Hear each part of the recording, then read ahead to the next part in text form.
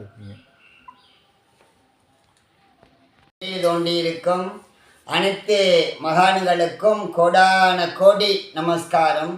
இன்று நமது ஆற்றுல வீட்டில் பூஜை அறையில் வீட்டில் பஞ்சலோகம் சிலைகள் சுவாமியுடைய விக்கிரகங்கள் வச்சு ஆதாரணை செய்யலாமா அப்படின்னு நம்ம நிறையா பேர் என்ன செய்கிறாங்கன்னா அவள் ஆற்றுல இப்போ நிறைய லேட்டஸ்டாக வராகி மற்ற தெய்வங்கள் அவங்களுக்கு பிடித்தமான தெய்வங்கள் காளி மற்ற தெய்வங்கள் நிறையா பெருமாள் விக்கிரகங்கள் கண்ணன் முருகன் வேல் சூலாயுதம் இப்படிலாம் பஞ்சலோகத்தில் வைத்து பூஜை செய்யலாமா அப்படின்னு நிறையா கேட்டுங்க வர்றான் அவள் குடும்பத்தில்.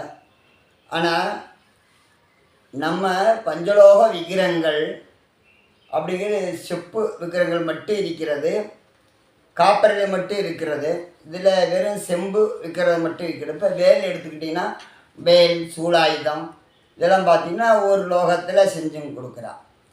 அப்போ அந்தந்த விக்கிரகங்கள் எது வேண்டுமானாலும் வைத்து வழிபடலாம். இப்போ வடநாட்டில் பார்த்திங்கன்னா எனக்கு தெரிஞ்ச வர்றான் பார்த்தா வீட்டிலே ஆஞ்சநேயர் சிலை, பெரிய சிலை, கிட்டத்தட்ட 2000 அடிக்கு மேலே வீட்டிலே ஆஞ்சநேயர் வச்சு மகாபிரபுன்னு சொல்லி பூஜை பண்ணிகிட்டு இருக்கா, ஆதாரணமெல்லாம் பண்ணிகிட்டு இருக்கா.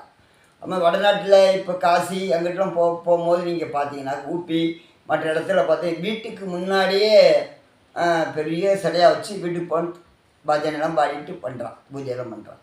அப்போ நாம் இந்த தமிழகத்தில் நம்ம பூஜை பண்ணுறோமா அப்படின்னு கேட்டால் சிரத்தை எடுத்து பூஜை பண்ணுறோம். எந்த ஒரு விக்கிரகங்கள்லாம் தெய்வங்கள் எதில் வேணுமானு இருக்கும். எண்ணம் எழுத்தும் உயிரும் எல்லாமான இறைவனே சொல்லுற போல் பகவான் கீதையில் எந்தெந்த உருவத்தில் வழிபடுகிறோ அந்தந்த உருவத்தில் நானே காட்சி தருகிறேன் என்று சொல்கிறார். அப்போ நாம் கண்டிப்பாக எல்லா வீட்டிலையும் பூஜை பண்ணலாம். ஆனால் சிரத்தையோடு அந்த விக்கிரகங்களில் சாணத்தியத்தோடு நல்ல ஆராத்தனையோடு செஞ்சால் அந்த ஆற்றுல வீட்டில் பூரணமாக தெய்வ அனுகிரகம் கிடைக்கும். குலதெய்வத்தை வழிபடலாம். புவனேஸ்வரி, வராகி, மற்ற லட்சுமி, பெருமாள், கண்ணன், கிருஷ்ணன் எது வேண்டுமானாலும் ஆதாரணம் பண்ணலாம். அப்போ ஒரு அடிக்கு மேலே பண்ணலாமா அப்படின்னா ஒரு அடிக்கு மேலே வச்சுன்னா அனுஷ்டானம் டெய்லி நைவேத்தியம் பண்ணணும், அபிஷேகம் பண்ணணும். இல்லாட்டி வாரத்துக்கு ஒரு நாளாவது அதுக்கான அபிஷேக ஆதாரணை பண்ணணும். மாதத்துக்கு ஒருக்கையாவது கட்டாயம் செய்யணும். சரி, 1 இன்ச்சு கைக்குள்ளே கூப்பின அளவுக்கு இருக்கணும் அப்படிம்பாங்க பெரியவன். எனக்கு தெரிஞ்ச தாத்தாலாம் உள்ளதான் இருக்கணும், கைக்குள்ளேயே இருந்த அத்தனை நாள் சாணத்தியமாக இருக்கும் அப்படின்னா மிகப்பெரிய மூர்த்தி சிறுசாக இருந்தால் நல்ல சாணத்தியமாக செய்யலாம், பண்ணலாம். அதே போல் ரொம்ப பெருசு வைக்கலாம். அது வாக்கு சித்தி, அதுக்கான முறையாக சாணத்தியத்தோடு செஞ்சோம்னா நம்ம உடம்புல கஷ்டங்கள் கொடுக்காது, நல்ல ஒரு மாற்றங்கள் கொடுக்கும். அதுக்கான நெய்வேத்தியங்கள் தெய்வ ஆராதனை நம்ம கொடுக்கணும். நெய்வேத்தியங்கள் பிரசாதங்கள் வச்சு நம்மளும் கொடுக்கணும். எல்லாருக்கும் நம்ம செய்த போகும்போது நல்ல சாணித்தியமாக இருக்கும். கோரிக்கையில் பூரணமான அந்த அனுஷ்டான கோரிக்கையோடு செய்யணும். எப்படி நம்ம குழந்தையில் எப்படி நம்ம பண்ணிடுறோமோ அதே மாதிரி கொண்டு வரணும். நம்ம தம்பதிகள் வாழையடி வாழையாக வரணும், அது செஞ்சு செய்யலாம்.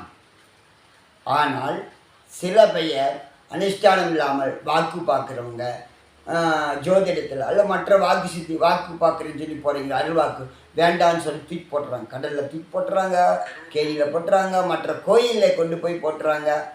நானே நடப்பேன். இப்போ கூட ஒரு பெரிய சிவாலயம் ராமேஸ்வரத்தை கடலில் போட்டாங்க. பாவமாக இருந்துச்சு. பக்கத்தில் அந்த தமிழ்நாடு ஹோட்டல் பக்கத்தில் போகும்போது அவ்வளோ பெரிய சிவலிங்கம் ரொம்ப கொடுமையாக இருந்துச்சு. அழுக வந்துடுச்சு நேக்க. ஏன்னா தெய்வம் ஏதோ எல்லாமே கும்பிட்றத இருந்தால் கூட நம்ம ஸ்ரீ வைஷ்ணவராக இருந்தாலும் கூட இப்படிலாம் தெய்வங்கள் இருக்குது. நம்மளை எப்படி பண்ணுவான் நாளைக்கு பிடிக்கின்ற வரைக்கும் நம்மளை வச்சுருப்பா. ஒரு மாதிரி ஏதாவது சொல்லிவிட்டு தூக்கி எறிஞ்சிடுவான். அப்போ குப்பையிலையும் போடுவா, எதில் வேணுமா போடுவா, தண்ணியில் எங்கே வேணுமா போட்டுக்குவா. அப்போ மனம் நெகிழ்ந்து மனம் பக்தி இருக்க வரைக்கும் வச்சுக்குவா, அதுக்கு மேலே தூக்கி போட்டுருவா. அந்த மாதிரி சுஷ்ட பிரயோகங்கள் பண்ணக்கூடாது. அப்போ முடிஞ்சால் பண்ணு, கடைசி வரைக்கும் சனத்தியமாக வைப்பையா, கடைசி வரைக்கும் நம்ம இருக்கிற வரைக்கும் நம்ம தம்பதிகள் கடைசி வரைக்கும். இப்போ நேற்று பார்த்தீங்கன்னா 4 தலைமுறை 5வது தலைமுறை அடியனம் பண்ணிகிட்ருக்க விக்கிரகங்கள் பெருமாள் அவங்க முன்னோர்கள் தாத்தா ஒரு மொழியாக நம்ம பண்ணிகிட்ருக்கோம். அந்த விக்கிரகங்கள் நடந்துகிட்ருக்கு. அடியே நானும் இப்போ விக்கிரகங்களை செஞ்சு நம்மளை ஆதாரம் நடந்துக்கொண்டு இருக்கு. அதுவும் கூட டெய்லி கொடுக்க முடியலன்னு ஏக்கோ சில நேரத்தில் இருக்கும். பச்சை தண்ணியாவது வைக்கணும். பகவான் கீதையில் சொல்கிறா இல்லையா, ஒரு டம்ளர் தண்ணி 2 துளசி கிருஷ்ணா அர்ப்பணம் பண்ணிட்டா ஏற்றுக்குவான். அதே போல தான் நம்மளும் செய்யணும். அப்போ மனம் நெகிழ்ந்து அது செய்ய செய்ய செய்ய நமக்கு என்ன செய்யும், கண்டிப்பாக பகவான் நமக்கு அனுகிரகம் கிடைக்கும்.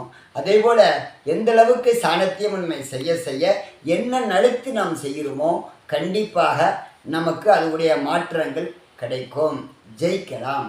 அதோட மந்திரங்கள் அதுக்கு தகுந்த மாதிரி மந்திரங்கள் சொல்லணும். அந்த விக்கிரம் தகுந்த மாதிரி எந்திரங்கள் வைத்து கொள்ளலாம். வஸ்திரங்கள் சிவப்பு, பச்சை, மஞ்சள், வெள்ளை, இந்த மாதிரி கருப்பு சாத்தக்கூடாது. சில விக்கிரங்களுக்கு கருப்பு சாப்பிடலாம், கருப்பை வழிபடுறவங்களும். பெருமாளுக்கெல்லாம் பச்சை, மஞ்சள் இந்த மாதிரி ஒரு கலர்லாம் பண்ணணும். பண்ணும்போது நமக்கு சீக்கிரம் உண்டாகும். நெய்வேத்தியங்கள் நல்லா வச்சு விடுங்கோ. இந்த சைவமாக இருந்தால் வழிபட்டால் அது வீட்டில் நல்லது. அது மாதிரி அசைவ உணவுகளில் வச்சு வழிபடும்போது வளம்புரி சங்கு வச்சுருப்பா. சில வீட்டில் வச்சு அதெல்லாம் அசைவம் சாப்பிட்றது அதெல்லாம் இருக்கக்கூடாது. சைவம் இல்லாட்டி பூஜை ரூம் தனியாக இருந்தால் சாத்திட்டு நம்ம ஒரு பண்ணணும். அப்போ தான் சிரத்தையாக பண்ணிங்கன்னா கண்டிப்பாக பஞ்சலோகிக்கிற வழிபடலாம். இல்லாட்டி வழிபட பண்ணக்கூடாது. அது தெரிஞ்சுக்கோங்க. அதுக்கு தகுந்த மாதிரி நெய்வேத்தியம் மந்திரங்கள் நிறையா இருக்குது, என்கிட்ட கேட்டுக்கோங்க. இந்த இதில் கூட கமெண்ட் பண்ணுவோம். யூடியூப் சேனல் தொடர்ந்து பார்த்துக்கிட்டு வாங்க. எந்தெந்த தெய்வங்கள் எந்தெந்த இது நம்ம அடியை நான் சொல்லுகிறேன், அது மாதிரி பண்ணிக்கலாம். சரிங்களா? அப்போ இந்த விக்கிரங்களை வச்சு வழிபட போகும்போது ரொம்ப சாணத்தியம், எது வேண்டுமானாலும் சாதிக்கலாம். ஏன்னா பஞ்சலோகங்கள் உங்களுக்கு தெரியும், தங்கம், வெள்ளி, செம்பு, இதெல்லாம் காப்பர், இதெல்லாம் சேர்வது எல்லாம் 5 லோகங்கள் சேர்ந்து நம்ம பண்ணுறோம். அதே மாதிரி நவரத்தினக்கள், அது ஒவ்வொருக்கும் ஒரு பவர் உண்டு, கட்டாயம் பவர் உண்டு. காப்பருக்கு பவர் ஜாஸ்தி, செப்பு விக்கிரகங்களுக்கெல்லாம் பவர் ஜாஸ்தி. திரிசூலம் மட்டும் வச்சு வழிபடலாமா? கட்டாயம் வச்சு வழிபடலாம். ரொம்ப பெருசு இல்லாமல் நம்ம அளவுக்கு தகுந்த வச்சு விடலாம். வேல் வைத்து வழிபடுகிறேன், தாராளமாக பண்ணுங்கோ, தப்பு இல்லை. சக்கரத்தாழ்வார் வச்சு வழிபடுறீங்களா? வழிபடுங்கோ. சங்கு பெருமாளுக்கு வச்சு வழிபாடு சங்கு தாராளமாக வழிபடுங்கோ. அதுக்கான முறையிலே சாணத்தியமாக நீத்து இந்த கோரிக்கை அப்படின்ட்டு தலைமுறைக்கு சொல்லி பண்ணுங்கோ. கண்டிப்பாக ஜெயிக்கலாம். அனைவரும் வைக்கலாம். அதை சுஷ்டப்பிரயோகம் மட்டும் பண்ணிடக்கூடாது, பாவம். அறிவோம், செய்வோம்.